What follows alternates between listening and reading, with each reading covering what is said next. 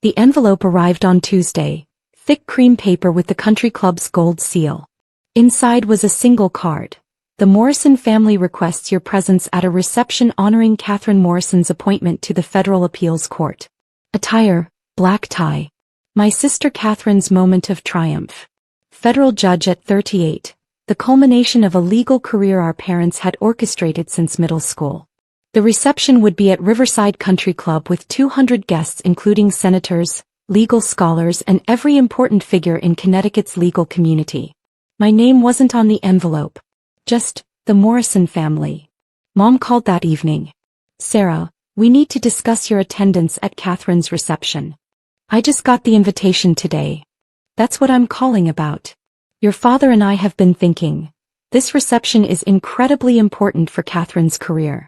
Very high-profile guests, major political figures. The optics matter tremendously. I see. You work at that legal aid clinic, you dress so casually you're not really polished enough for this crowd. Katherine needs to be surrounded by successful, impressive people. We can't have you there talking about public defender work. It would reflect poorly on the family. I sat in my Washington apartment, listening to my mother explain why I wasn't good enough to attend my sister's reception. So you're uninviting me. We're suggesting it might be better if you skip this one. You'd be uncomfortable around all these accomplished legal professionals anyway. After she hung up, I looked at the invitation again. Katherine Morrison, Federal Appeals Court Judge. My older sister, the golden child who'd done everything right. Yale Law, prestigious clerkship, partnership at a white shoe firm, now a federal judgeship. And me, Sarah Morrison, the disappointing younger sister who'd chosen legal aid over corporate law, who made a fraction of Katherine's salary, who wore department store suits instead of designer clothes.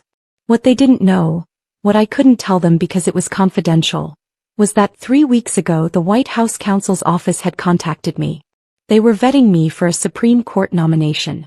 At 35, I would be one of the youngest nominees in history. My decade of work in legal aid, my successful arguments before federal courts, my scholarship on constitutional law, it had caught the attention of people who mattered. The president himself had read my brief in Morrison v. Massachusetts and called it the most compelling constitutional argument he'd read in years. The announcement would come in 10 days. Right before Katherine's reception. The next week, my mother's social media filled with posts about the upcoming reception. Photos of the country club, details about the guest list, Katherine's official portrait. Each post emphasized the exclusivity, the importance, the caliber of guests. Not a single mention of me. Katherine called on Thursday. Sarah, Mom told me about the reception situation. I'm sorry, but you have to understand, this is huge for me. I need everything to be perfect. Having you there talking about legal aid would be distracting. These people don't understand that kind of law. I chose to help people who can't afford lawyers. I know, and that's noble, but it's not impressive. Not to this crowd. They're Harvard law professors, appellate judges, Supreme Court clerks. What would you talk about? Eviction defense. She sighed. I'm protecting us both from an uncomfortable evening. I hung up without responding. The White House called on Friday. Ms. Morrison, the president would like to announce your nomination on Monday at 2 p.m. We'll need you in Washington for the press conference. I'll be there. This is going to be historic. The youngest Supreme Court nominee in decades. Monday afternoon, I stood in the White House briefing room in a tailored navy suit. My hair was professionally styled. I looked every bit the Supreme Court nominee I was about to become. The president took the podium.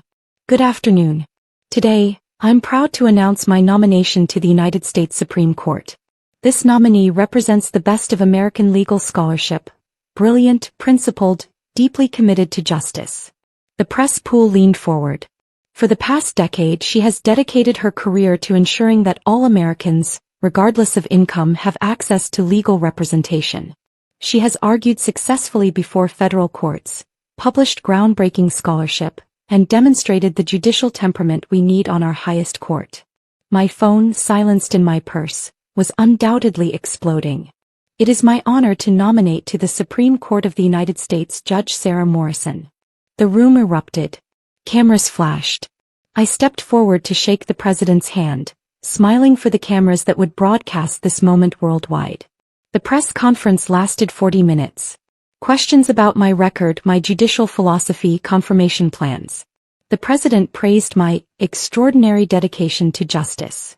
Legal experts called it a historic nomination. Afterward, the White House counsel said, "Your family must be incredibly proud." "They don't know yet," I said quietly. She looked surprised. "You didn't tell them?"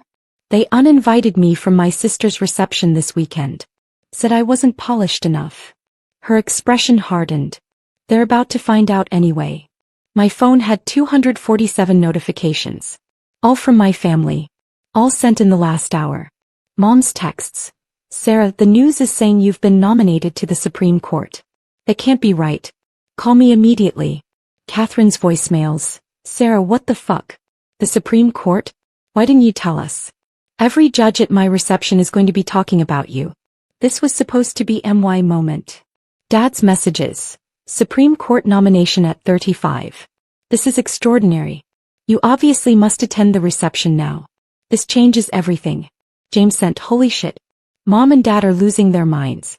Katherine is having a breakdown. Also, they're assholes for uninviting you." I turned my phone off and returned to the White House reception. Katherine's reception was Saturday. I didn't RSVP. Didn't respond to my family's frantic messages. Let them wonder if I'd show up. Saturday evening, I dressed in an elegant borrowed gown. My hair was perfect. I looked polished. I looked like someone who belonged in the most exclusive rooms in America. I arrived at 7:30, 30 minutes late. The valet's eyes widened. "Judge Morrison? The Supreme Court nominee." "That's me." I walked into the country club where my family had deemed me too unpolished to attend. The moment I entered, conversations stopped. Heads turned. Someone gasped. Within seconds, the entire room was staring. Katherine went pale. Mom's champagne flute trembled. Dad's expression cycled through shock and fear. A Supreme Court justice approached immediately. "Judge Morrison. What a delightful surprise. Congratulations on your nomination. Well deserved." "Thank you, Justice Williams. I wouldn't miss my sister's celebration." His voice carried across the quiet ballroom. Other guests surged forward. Federal judges, legal scholars, senators. Everyone wanted to congratulate the newest Supreme Court nominee. Katherine stood frozen, watching her reception transform into my moment. My mother found her voice. "Sarah, sweetheart, we're so glad you could make it." "Were you?" "That's interesting because you told me I wasn't polished enough for this event. That I'd be uncomfortable around all these accomplished legal professionals." Nearby guests went silent. "That was a misunderstanding," Mom said desperately. "You thought I wasn't impressive enough to be seen at Katherine's reception. That my legal aid work was embarrassing." I smiled. "You were wrong." A Harvard law professor pushed forward. "Ms. Morrison, your scholarship on constitutional access to justice has been transformative. I use your articles in my seminar." "Thank you. I've been working in legal aid for 10 years, providing representation to people who can't afford lawyers. That experience is exactly what the court needs." Katherine finally approached. "Sarah, I didn't know. If I'd known about the nomination." "You would have what?" "Decided I was suddenly polished enough." I looked at her calmly. "You uninvited me because you were embarrassed by my work, by my choices. Not because you didn't know about the Supreme Court." The Senate Judiciary Chairman approached. "Judge Morrison, I'm looking forward to your confirmation hearings. Your record is impeccable." "Thank you, Senator." He turned to Katherine. "You must be incredibly proud of your sister. Supreme Court nomination at 35, historic." Katherine's smile looked painful. "Of course. Very proud."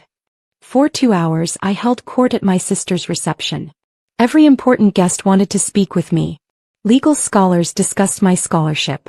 Federal judges asked about my philosophy. Senators talked about confirmation. Katherine stood to the side, watching her triumph become background noise. Near the end, Justice Williams gave a speech. "I'm honored to celebrate Judge Katherine Morrison's appointment tonight. Federal appellate judge at 38 is remarkable." He paused. "Though having both Morrison sisters serving as federal judges, one appellate, one Supreme Court, is extraordinary." The room applauded. My family smiled and pretended they'd always supported both daughters equally. After the speech, Mom cornered me. "Sarah, we're so proud of you. We always have been." We want to support you through confirmation. You want to be seen supporting me. There's a difference. We love you. We're your family. You're the family that told me I wasn't good enough to attend this reception. That I'd embarrass you. I looked at her steadily. You were wrong. We made a mistake. Please let us make it right. You can't. You excluded me when you thought I was just a legal aid lawyer. Now I'm a Supreme Court nominee and suddenly I'm worthy. That tells me everything about what you value. I left shortly after. The confirmation hearings began 6 weeks later. My family sat in the gallery trying to look supportive. But they weren't invited to the private reception afterward. Weren't included in the celebration dinner. Weren't asked to join me at the White House when the president called to congratulate me on my confirmation. They'd said I wasn't polished enough for their country club reception.